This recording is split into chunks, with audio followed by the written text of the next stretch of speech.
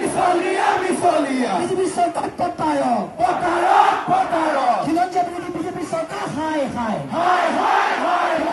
BJP চৰকাৰ হাই খিলঞ্জীয়া BJP চৰকাৰ হুঁচিয়াৰ এই চলিছে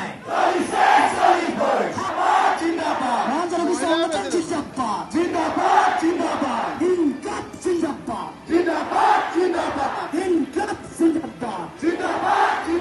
বিজেপি চৰকাৰ go back বিজেপি চৰকাৰ go back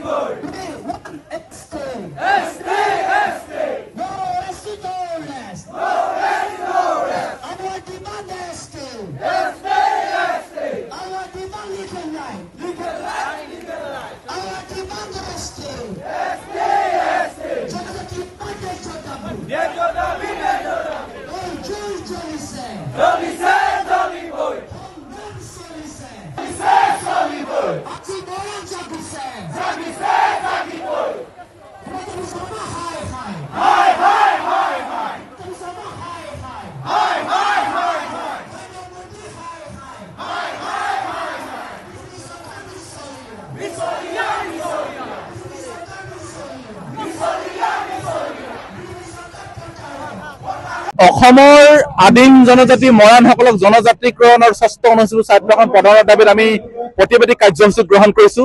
আৰু যোৱা 2 ছেপ্টেম্বৰৰ পৰা আমাৰ প্ৰতিবাদী কাৰ্যসূচী অনুষ্ঠিত হৈছে। যোৱা 2 ছেপ্টেম্বৰ তাৰিখে তালাপত আমি জোৰ সমদল কাৰ্যসূচী ৰূপায়ণ কৰিছিলো। আজি আমাৰ তৃতীয় দিনাখন আমাৰ মাৰ্ঘেৰিটাত অনুষ্ঠিত হৈছে। যোৱা 4 তাৰিখে আমি কাকপথাৰত অনুষ্ঠিত কৰিছিলো।